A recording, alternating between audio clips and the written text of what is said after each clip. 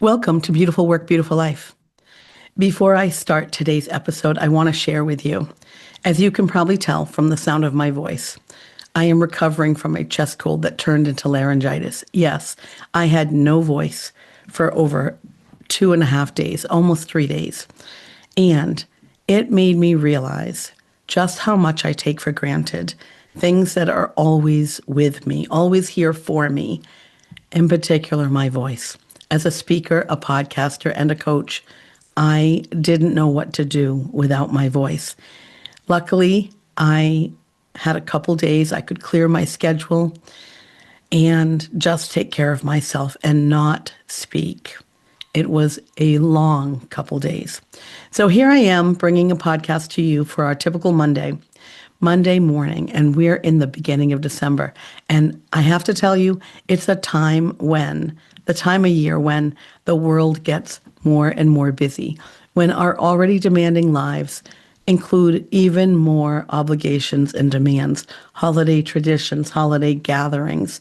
It's a whole new layer of busyness on our already busy lives.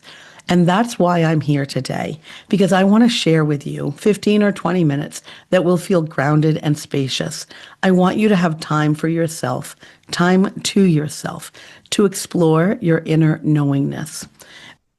I like to think of inner knowingness as an inner GPS system, as wisdom that each and every one of us carry within us.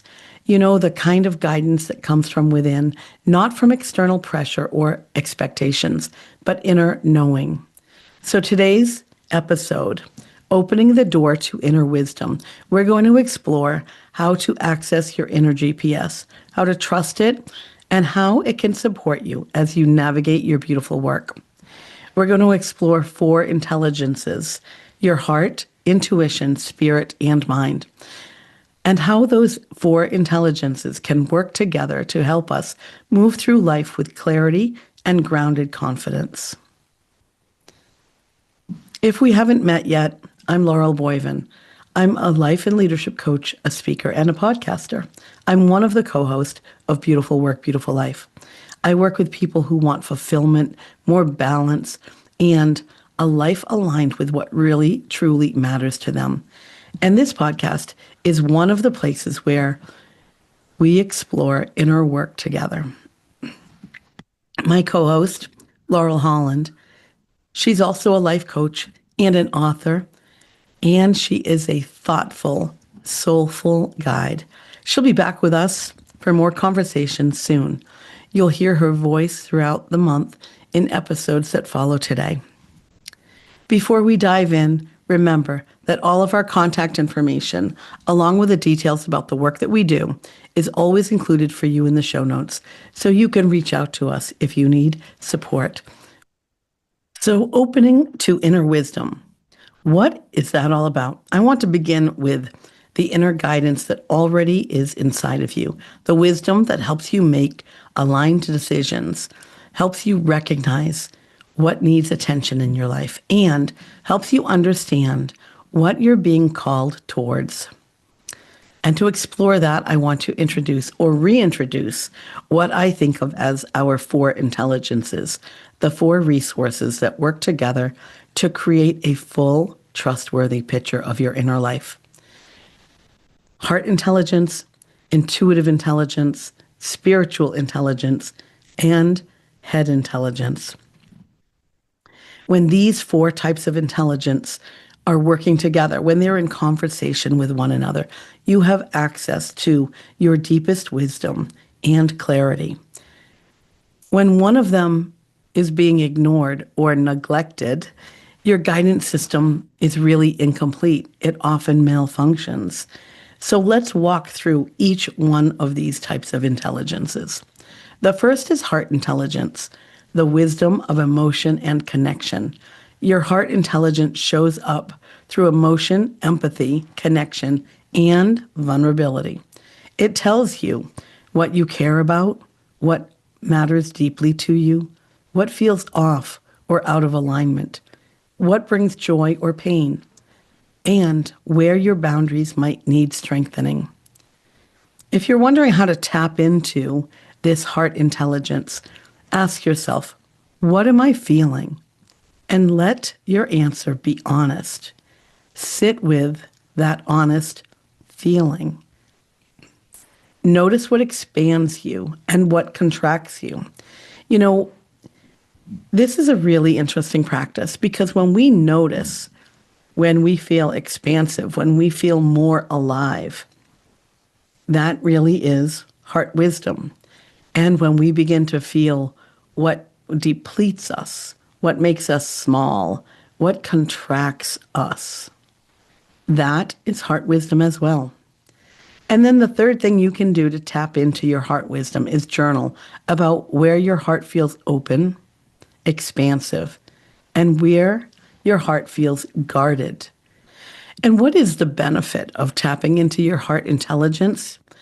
Well, when you listen to your heart, you honor your humanity. You honor your true self. And you're guided toward choices that nurture your emotional well-being. You're guided towards choices that reflect who you are at your core. The second type of intelligence is intuitive intelligence, the wisdom of knowing without knowing why. Has this ever happened to you? You just know something, but you don't know why you know it. You just know it. Well, that is intuition. Intuition is subtle, it is quiet, and it often arrives before logic does. It speaks through nudges, or what I like to call nudges from the universe, repeated thoughts, persistent pulls when you're drawn to something, a sense of this feels right without a clear reason for why, or a feeling in your body. It could be lightness, heaviness, warmth, or tension.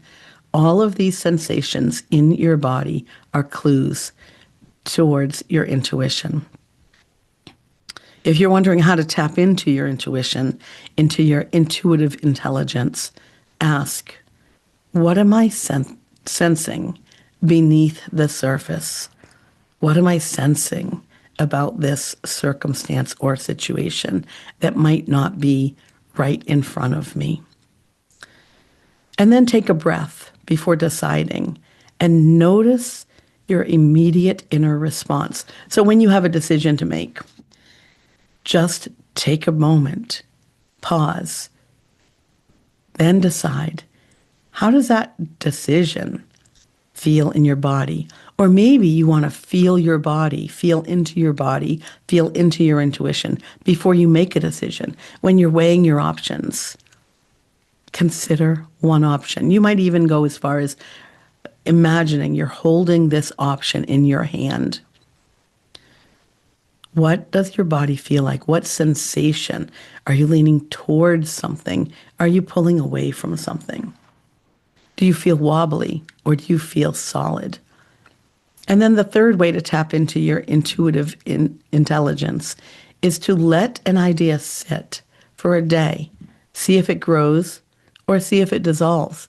Come back to it. Do you have the same pull towards it that you did previously? That is your intuition speaking.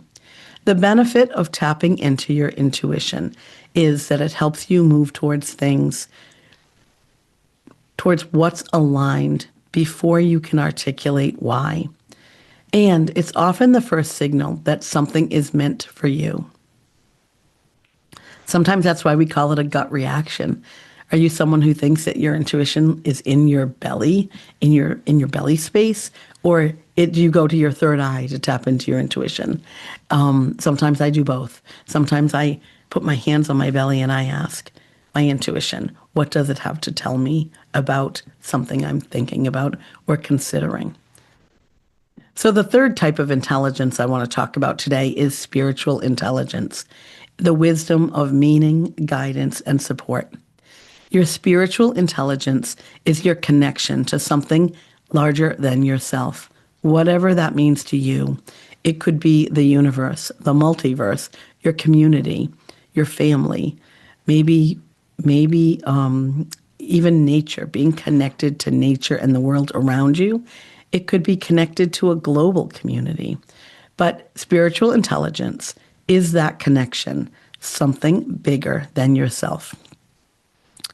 Spiritual intelligence shows up often as a sense of being guided. It might show up as signs or synchronicities. It could be perfect timing, that serendipitousness that happens sometimes in life. It could be moments when you feel life feels connected, when you feel connected to other people or places or experiences. Could also be a felt sense of purpose or meaning. How often do you feel connected through purpose and meaning? That is your spiritual intelligence. How to tap into it. Create moments of stillness or silence. You know, our spiritual intelligence, any of our intelligences except the cognitive brain intelligence, but intuitive intelligence, emotional intelligence, and spiritual intelligence, they all require silence or stillness to come through. When we're too busy and our mind is too active, we may not be able to tap into our intelligences. You can ask yourself, what larger meaning might be unfolding here? When you experience something or a situation that you're in, ask that question. Begin to notice the serendipitous things that happen or the synchronicities without dismissing them. Just notice them. And then trust the timing of your life. Trust the timing of what arrives and what doesn't. That might be spiritual intelligence at work. The benefit of tapping into your spiritual intelligence is that it helps you interpret your life through a lens of meaning and purpose rather than pressure and obligation. It softens fear and it strengthens faith. It might be faith in yourself. It might be faith in humanity. It might be faith in the universe or God. And let's continue on with the fourth type of intelligence that you already have. And that intelligence is your cognitive intelligence or your head. It's the wisdom of clarity, logic, and discernment. Your head intelligence is essential. You need it. We are rewarded for cognitive intelligence. And cognitive intelligence or head intelligence shows up through analytical thinking, critical thinking, organization, planning, decision-making, process following, or just having a process by which you make decisions. So how to tap into your head intelligence? Ask yourself, what do I objectively know? What do I already know? You can also identify the facts separate from the emotion or story. You know, I like to do this. I often do it in my own self-coaching or with my clients. What am I making it mean? And I write a situation, a circumstance that I've experienced, and I take out all of the flowery words, all of the adjectives, all of the emotion, just the facts. And then when that situation is without emotion or a story that I've been carrying, I can look at it more logically. The benefit of tapping into your cognitive or head intelligence is that it helps you act with structure, process, and stability. It grounds intuition and emotion in practicality. It helps you be more discerning. So when these four intelligences are working together, things come together nicely. You can find more clarity, more harmony, more alignment with what truly matters to you. Why do these four intelligences working together matter? Well, when these four intelligences work in partnership, when they work together, you can access a fuller, more reliable version of yourself, a more reliable version of your truth. Your heart reveals what matters most to you.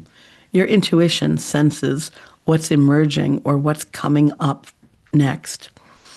Your spirit reminds you you're guided by something bigger than yourself. And your mind helps you take aligned action. This is the essence of inner wisdom, inner knowingness. And tapping into your inner knowingness, your inner wisdom, helps you make decisions that feel clear and grounded. It helps you move with confidence instead of doubt. It helps you recognize when you're being called towards something new. It helps you understand your emotional patterns. It helps you trust yourself more deeply. And it helps you create a life that matches not only who you are, but who you are becoming. How does that inner guidance speak? Well, in my experience, it doesn't shout. Sometimes it might be loud. If I've ignored my inner guidance system, it might need to be a little louder, but typically it is a soft nudge. It's a whisper. It might show up as a persistent pull towards something or away from something. It could show up as a swelling emotion, an emotion that you can't shake, that grows. It could show up with perfect timing when things just fall into place for you. Or it could show up as a quiet yes or a gentle no. You'll have to play with that and start to notice when is it quiet and when is it a little bit louder. So as you continue to do your inner work and you create this beautiful life that reflects who you truly are, I'd love for you to create a little more space in your life to notice these things. Notice these signals. Notice the signs. Notice your four intelligences. Let them come forward without forcing clarity. It's just about opening and inviting and receiving, but not forcing. And that, again, is why you need a little bit of silence, a little solitude, a little quiet for things to emerge.